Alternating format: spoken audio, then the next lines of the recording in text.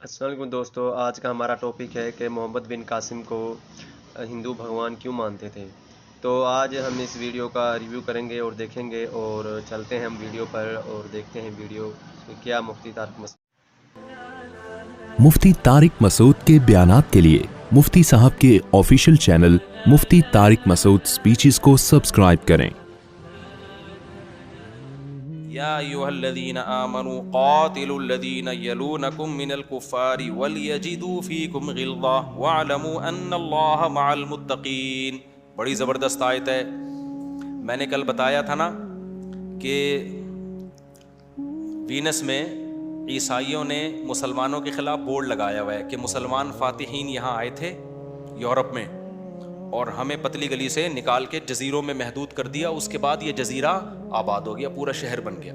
تو ایک negative way میں اس کا میں نے جواب دیا تھا کہ جو مسلمان فاتحین نے عیسائیوں کے علاقوں پہ قبضہ کیا، تو عیسائیوں نے جب ان علاقوں پہ قبضہ کیا تھا وہ کون سا الیکشن کے ذریعے ہوا تھا؟ وہ یہودیوں کو مار کے بھگایا تھا وہاں سے۔ تلوار لے کے چڑھے تھے کس پہ؟ یہودیوں پہ۔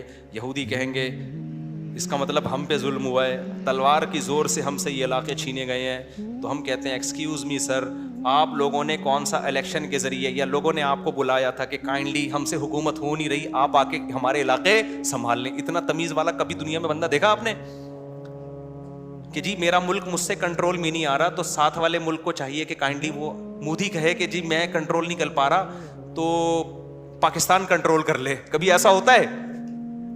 ایسا کریں گے کوئی بھی نہیں آئے گا۔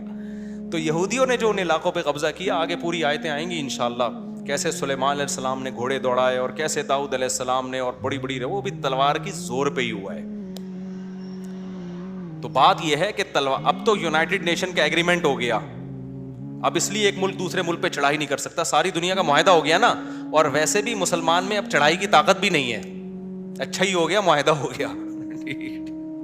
وجہ اس کی ہے کہ ہم اگر کسی ملک پہ، ویسے پاکستان اگر چڑھائی کرتا ہے تو پاکستان اگر کسی ملک پہ چڑھائی کرے گا بھی نا، تو مسئلہ یہ ہے کہ وہ اتنی، جیسے اس نے کیا تھا نا صدام حسین نے، تو 27 ممالک اس کے خلاف آ گئے اور صدام حسین ہی کو لٹکا دیا۔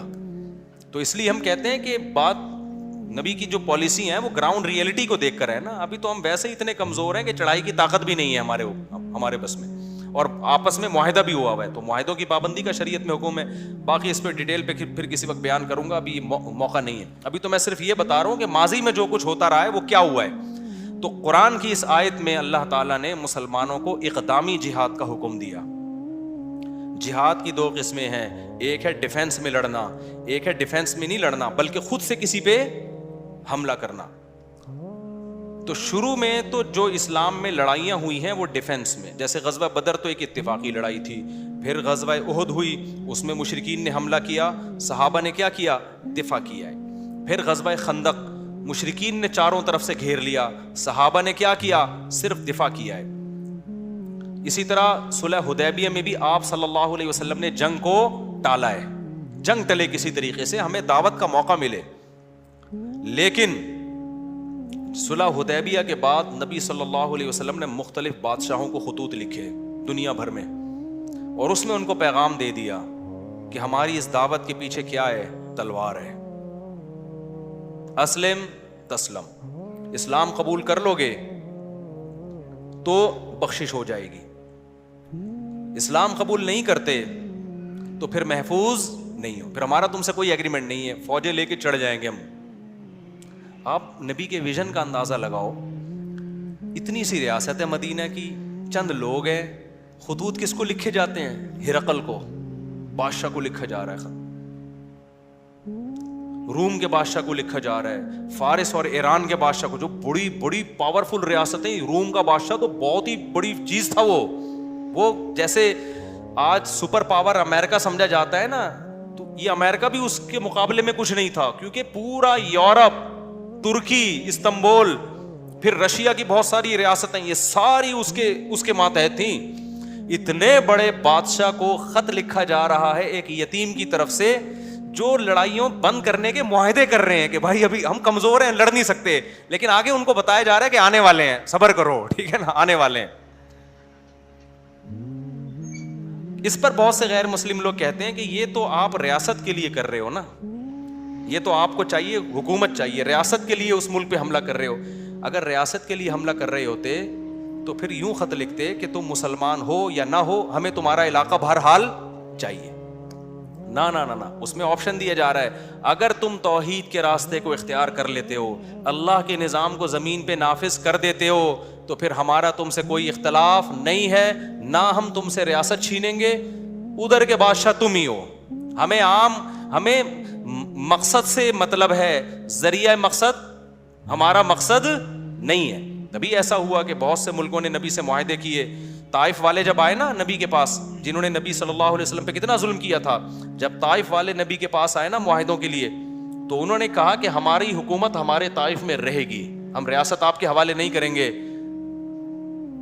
لیکن ہم بت پرستی بھی کریں گے اور یہ بھی کریں گے وہ بھی. نبی نے فرمایا کہ نہ، بت پرستی کی اجازت نہیں، شراب کی اجازت نہیں، زنا کی اجازت نہیں ہے، کیونکہ یہ تو اسلام کے مقاصد کے خلاف ہے. لیکن باقی ساری شرطیں ان کی قبول کر لیں اور طائف انہی کے حوالے کیا. تو اس سے پتہ چلتا ہے کہ اسلام کی جو تلوار ہے وہ نظریے کی بیس پہ ہے، وہ خطے کی جنگ نہیں ہے، وہ خطے کی جنگ نہیں ہے. تو یہی صحابہ کی لڑائیوں میں اگر بھائی آپ اس تو خدا کے نظام کو آپ نافذ کر دیتے ہو تو پھر ہم آپ سے نجاشی نے لیا، مسلمان ہو گیا تھا نا، تو نبی نے نجاشی پہ فوج نہیں بھیجی ہے. تو یہ خوب سمجھ لیں. تو قرآن کی جب یہ آیت نازل ہوئی کہ یا ایھا الذین آمنو، جب غزوہ خندق میں دفاع ہوا ہے نا، تو پھر نبی نے فرمایا کہ اب ہم پہل کیا کریں گے. اب کون پہل کرے گا؟ اب تک تو انہوں نے جتنی پہل کرنی تھی کر لی، اب ان میں پہل کرنے کی سکت نہیں ہے، اب ہم پہل کریں گے. تو سب سے پہلے پہل ہوئی ہے مکہ پہ. آپ صلی اللہ علیہ وسلم نے 10,000 کا لشکر لے کے چڑھائی کی اور بغیر جنگ کے فتح ہو گیا. اس کے بعد پھر کچھ دفاعی لڑائیاں ہوئیں، پھر قرآن کی یہ آیت نازل ہوئی کہ اب ایک مضبوط ریاست بن چکی ہے. اب اے ایمان والو تم نے کیا کرنا ہے؟ قاتلوا الذین یلونکم من الکفار، جو تمہارے قریبی کنٹریز ہیں غیر مسلموں کے، ان سے قتال کو شروع کرو. پھر جو صحابہ نے لڑائیاں لڑی ہیں نا، پھر وہ ہوتے ہوتے ہوتے ہوتے پھر آپ خوشخبریاں سنا رہے ہیں. یہ حدیث مجھے اتنی مزیدار لگتی ہے. قسطنطینیہ استنبول کہاں ہے؟ ابھی میں ہو کر آیا ہوں نا استنبول سے. ان لوگوں نے نا وہ حدیث اپنے ایئرپورٹ پہ لگائی ہوئی ہے، قسطنطینیہ والی حدیث، ترکوں نے. بڑا مزہ آتا ہے یہ حدیث پڑھ کے.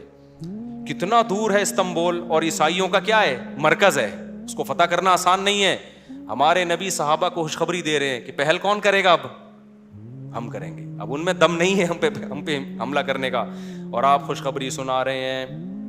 نعم الجیش جیش یغزو القسطنطینیہ ولنعم الامیر امیرها، فرمایا سب سے بہترین امیر وہ امیر ہے جو قسطنطینیہ پہ حملہ کرے گا، اور سب سے بہترین لشکر وہ ہے جو قسطنطینیہ کو فتح کرے گا. اس وقت سے صحابہ لگ گئے کہ ہم نے کیا کرنا ہے. آپ ذرا زمین کا نقشہ دیکھو نا اور ہسٹری پڑھو، ایسا ایمان بڑھتا ہے انسان کا. 100 سال بھی نہیں گزرے. محمد بن قاسم جو تھا نا 17 سال کا تھا، اور تابعین میں اس نے حضرت ابو ہریرہ کو بھی دیکھا ہے، بہت سے صحابہ کو دیکھا ہے. 17 سال کی عمر میں اس کو بھیجا گیا. بھائی سندھ کس کے کا؟ 17 سال کی عمر میں ایک لڑکا، ہمارے ہاں 17 سال میں PUBG کھیلنا سیکھ رہا ہوتا ہے بچہ. گٹکوں کو پیک کرنا، کیسے منہ میں گٹکا رکھا جاتا ہے اور کیسے پیک دوسرے کے منہ پہ تھوکی جاتی ہے، اور وضو خانوں میں نسوار کی پھٹکیاں اور پان کی پھٹکیاں کیسے پھینکی جاتی ہیں. 17 سال میں ابھی یہ بھی صحیح طرح سیکھا نہیں ہوتا، ابھی سیکھنا شروع کر رہا ہوتا ہے. نہیں یاری بات میرا خیال ہے. لیکن اسلام نے کیسی تربیت کی یار ان لوگوں کی، ماحول تبدیل کر دیا نا اسلام نے. کیسا ویژنری بنا دیا. 17 سال کا ایک لڑکا، اس کو مشن دیا جا رہا ہے کہ راجہ داہر سے کس نے لڑنے جانا ہے؟ محمد بن قاسم نے. اور سمندر کے راستے سے جانا ہے. آیا کہاں سے تھا؟ عراق سے. عراق کا نقشہ دیکھو، سندھ کا نقشہ دیکھو، وہاں سے وہ چلا ہے بھائی. اور میپ کیسے پڑا ہوگا اس نے؟ یار نہیں آ رہی لوگوں کی سمجھ میں، رہنے دو.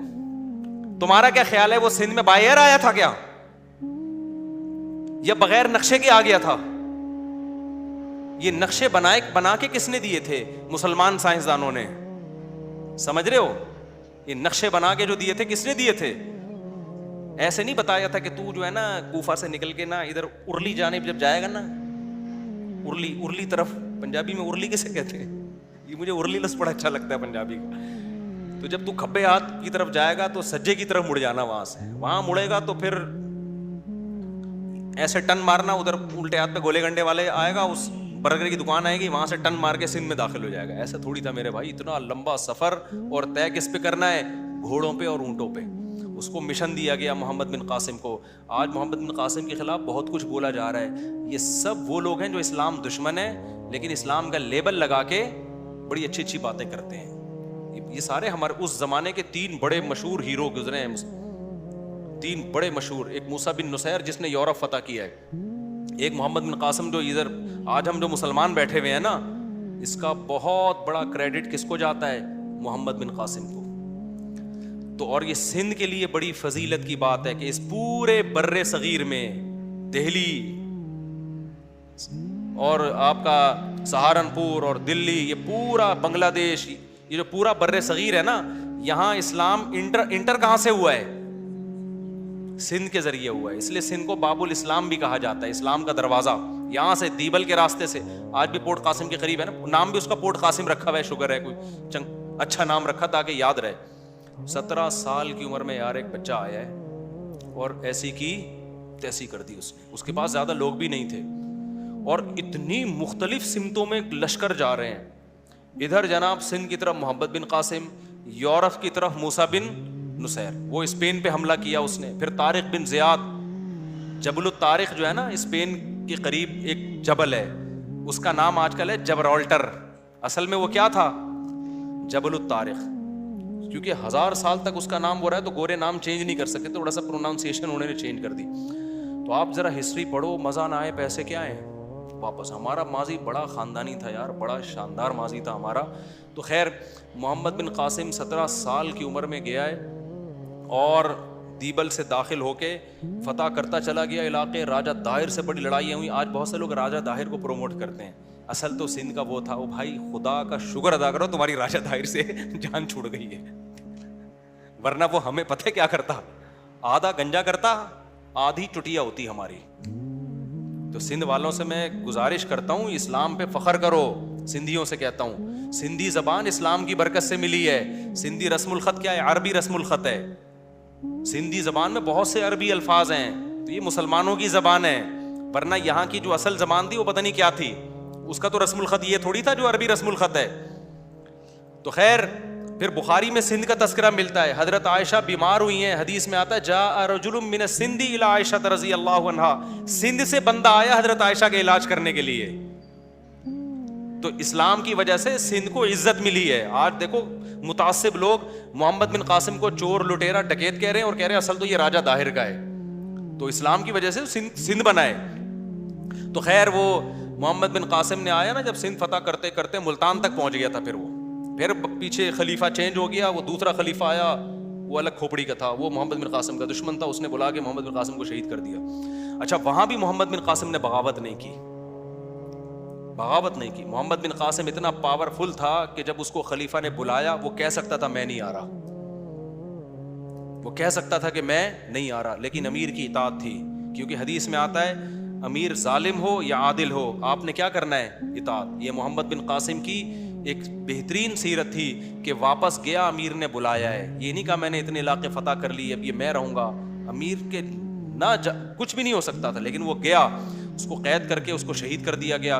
شہید ہونے سے ایک دن پہلے اس نے پورا سندھ کا نقشہ بادشاہ کے سامنے پیش کیا ہے کہ میں ان راستوں سے گیا ہوں. نیا ہمارے استاذ جب یہ واقعہ سنا رہے تھے نا, محمد بن قاسم کا رو پڑے تھے کہ یار کیسا ویژنری آدمی تھا, قتل ہونے والا ہے, لیکن وہ بادشاہ کو سارے راز دے کے جا رہا ہے کہ میں بے شک شہید ہو گیا, بادشاہ بے شک ظالم ہے, امت کا تو فائدہ ہو نا, جو اسٹرگل میں نے کی ہے اگلے کمانڈر کو وہ اسٹرگل نہ کرنی پڑے. سمجھ میں نہیں آ رہی بات, میرا خیال ہے وہ اپنے ذاتی مفاد نہیں دیکھ رہا تھا کہ بھائی میں کیوں دوں نقشے تمہیں, میں نے تو چھپا لیے, میں کہاں کہاں سے گیا, کیا کیا کیا, اب تو علاقے فتح میں نے کیے, حکومت کوئی اور کرے گا تو میں کیوں کرنے دوں. نا نا نا نا, محمد بن قاسم نے نا سارے راز بادشاہ کے سامنے پیش کر دی. ٹھیک ہے, میرے اوپر ظلم ہو رہا ہے, مجھے شہید کیا جا رہا ہے, قتل کیا جا رہا ہے, لیکن جو بھی اگلا کمانڈر ہوگا تو مسلمان نا. یہ علاقے ہم غیر مسلموں کے حوالے تو نہیں کرنا چاہتے, جو بھی ہوگا تو مسلمان. قانون تو اللہ کا نافذ کرے گا, کوئی بات نہیں. یہ سارے راز ہیں جو آپ کی خدمت میں، تاکہ اگلا کمانڈر ان نقشوں سے، ان تجربوں سے فائدہ اٹھا کے جو علاقے میں نے فتح کیے ہیں ان علاقوں کی کمانڈ اپنے ہاتھ میں لے لے، مسلمانوں کو دوبارہ نہ لڑنا پڑے.